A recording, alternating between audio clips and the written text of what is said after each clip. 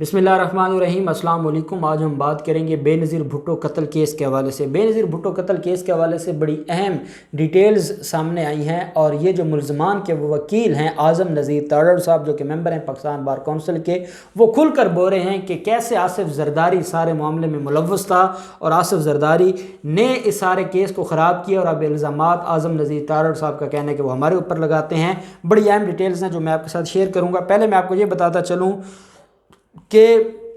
आज़म नज़ीर तारड़ साहब जो कि मेंबर हैं पाकिस्तान बार कौंसिल के और सेनेटर भी मुंतखब हुए हैं पाकिस्तान मुस्लिम लीग नून के, और जो सुनने में आया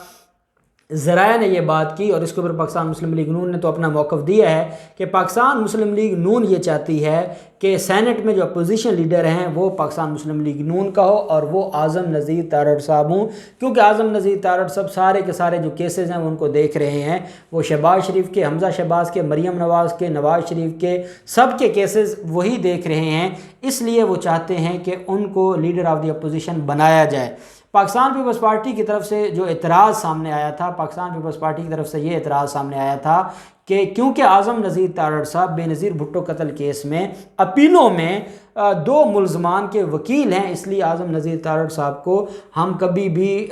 इस काम के लिए तस्लीम नहीं करेंगे, हम कभी भी उनको लीडर ऑफ़ द अपोजिशन के लिए तस्लीम नहीं करेंगे। अब ये मामला हुआ और बेनज़ीर भुट्टो कत्ल केस क्योंकि अपीलें पेंडिंग हैं अभी भी हाई कोर्ट में, तो जब ये मामला आया तो उस मामले पर फिर आज़म नज़ीर तारड़ साहब ने सारा कट्टा छट्टा खोल दिया है आसिफ जरदारी ख़ानदान का और उनकी जो नेक नीयती है इस केस के हवाले से, उसके हवाले से। आज़म नज़ीर तारड़ साहब का ये कहना है कि मैं जब ये मामला था, जब इनके ख़िलाफ़ मुख्तलिफ़ केसेस थे, बेनज़ीर भुट्टो जब पाकिस्तान में नहीं थे और इनके ख़िलाफ़ केसेस थे, तो लतीफ़ खोसा साहब के साथ मैं 4 साल इन सारे केसेस को देखता रहा बेनज़ीर भुट्टो की तरफ से। फिर वो कहते हैं कि जब बेनज़ीर भुट्टो के ख़िलाफ़ एहतसाब अदालत ने 3 साल की सज़ा दी थी और वो जो ट्रायल अब जो था वो उनकी गैर मौजूदगी में था, अब वो क्योंकि मौजूद नहीं थी और उनकी गैर मौजूदगी में 3 साल की सज़ा सुनाई गई थी, तो हमने आज़म नज़ीर तारड़ साहब कहते हैं कि मैं और एहसन भून साहब, हम 2 लोगों ने लाहौर हाई कोर्ट से वो सज़ा सस्पेंड करवाई थी बेनज़ीर भुट्टो की, और क्योंकि सज़ा सस्पेंड हुई थी उस बुनियाद पर बेनज़ीर भुट्टो वापस पाकिस्तान आई थी। अब वो कहते हैं कि पाकिस्तान जब आई तो वो जो हादसा हुआ और उसमें उनकी डेथ हो गई, उसके बाद जो मेन ना तो मैं परवेज़ मुशर्रफ की वकला टीम में था क्योंकि मेन मुल्ज़िम परवेज़ मुशर्रफ को उन्होंने रखा था, तालिबान के जो लोग थे जो उसमें जिनके ऊपर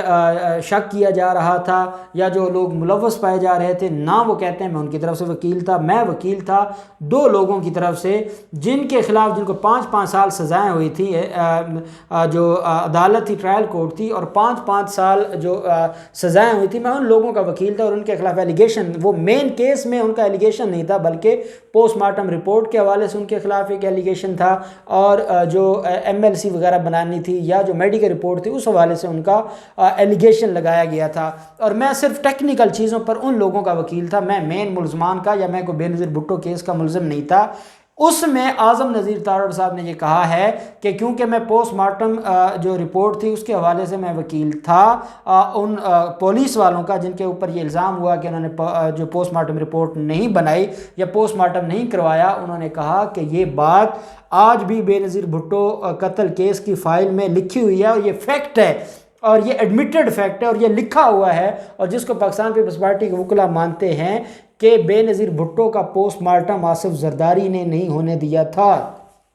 ये बहुत बड़ी बात है। और पहले तो खाली ज़बानी कलामी हम सुनते रहते हैं कि क्योंकि बेनिफिशरी आसिफ जरदारी थे, तो क्योंकि आसिफ जरदारी बेनिफिशरी थे तो वो कत्ल की साजिश में भी वो मुलव्वस हैं। फिर हम उनका जो कंडक्ट देखते हैं कि जब से उनका कत्ल हुआ उसके बाद केसेस का जो बेड़ा गर्क हुआ, केसेस को देखा ना गया, उन केसेस का कभी जिक्र नहीं करते। मरीम नवाज़ के लिए तो उसकी पेशी के लिए ये नैब के बाहर आ सकते हैं अपने मफादात के लिए, लेकिन कभी भी इन्होंने बेनज़ीर भुट्टो कत्ल केस का जिक्र ही नहीं किया। यही नहीं कौम को बताते, बिलावल ने कभी ये नहीं बताया कि मेरी माँ क्या केस का क्या बना है, बख्तावर और आसफा ने कभी नहीं कौम को बताया कि हमारी माँ के केस का क्या बना है, उसके क्या मामलात हैं, वो केस कहाँ तक पहुँचा है, किस किस को कितनी सज़ा हुई है, अपीलें हुई हैं, क्या हो रहा है। या परवेज़ मुशर्रफ अगर नहीं है तो उसके खिलाफ कोई बात, वैसे तो बड़ा बोलते हैं इदारों के खिलाफ, तो परवेज़ मुशर्रफ बेनज़ीर कत्ल केस में उसका नाम लेते लेकिन वो खामोश हैं। उनकी खामोशी ये बताती है कि उन्होंने कंप्रोमाइज़ किया था और उसमें कहीं ना कहीं आसिफ जरदारी का हाथ था। आसिफ जरदारी زرداری کے خوف سے نہ بلاول بولتا ہے، نہ آصفہ بولتی ہے، نہ جو بختاور ہے وہ بولتی ہے۔ اعظم نذیر تارڑ صاحب نے کہا کہ جب پوسٹ مارٹم جس نے نہیں ہونے دیا وہ یہ پولیس والے نہیں تھے، وہ آصف زرداری تھا، اور یہ چیزیں ساری کی ساری لکھی ہوئی ہیں۔ تو اگر یہی گناہ ہے اور یہی میرے اوپر الزام ہے کہ میں ان 2 ملزمان کا وکیل ہوں جن کے اوپر یہ الزام تھا کہ وہ پوسٹ مارٹم کی رپورٹ نہیں بنائی تھی، تو انہوں نے کہا کہ ان کے اوپر تو پوسٹ مارٹم کروانا ان کی ذمہ داری نہیں تھی جب تک مالک اجازت نہ دیتا۔ مالک نے اجازت نہیں دی، آصف زرداری نے اجازت نہیں دی، وہ جو کرائم سین تھا اس کو بھی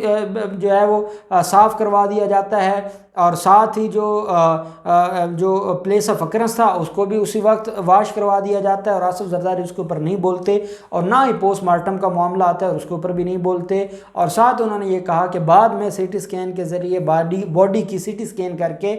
جو پوسٹ مارٹم ہے وہ ڈاکٹرز نے تیار ضرور کیا، لیکن وہ اوریجنل چیز نہیں تھی جو ایک ریکوائرمنٹ ہوتی ہے مرڈر کیس میں پوسٹ مارٹم کی، وہ آصف زرداری نے نہیں ہونے دی۔ اب آپ اندازہ لگا سکتے ہیں اس سے بڑھ کر اور کیا ہو سکتا ہے۔ جب سنتھیا ریچی نے ٹویٹ کیے تھے اور بے نظیر بھٹو پر الزامات لگائے تھے، ان لوگوں کی تو اتنی ان کے اندر جو انسانیت نہیں بچی، اور یہ اتنے بے حس ہو گئے ہیں کہ بے نظیر بھٹو پر الزامات لگ رہے ہیں، اور وہ بھی پاکستان پیپلز پارٹی اسلام آباد کا صدر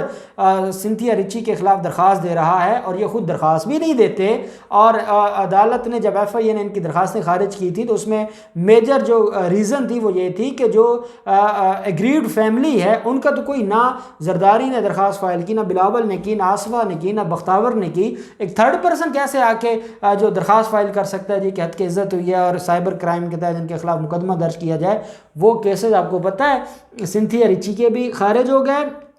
واپس لے لیے، انہوں نے کمپرومائز کر لیا۔ جو وہ ایک عورت تھی وہ پاکستان میں، وہ ویسے بھی پاکستان میں جو ہے اس کے ویزے کا مسئلہ تھا، انہوں نے ادھر سے پریشرائز کروایا، اسلام آباد ہائی کورٹ سے پریشرائز کروایا، اور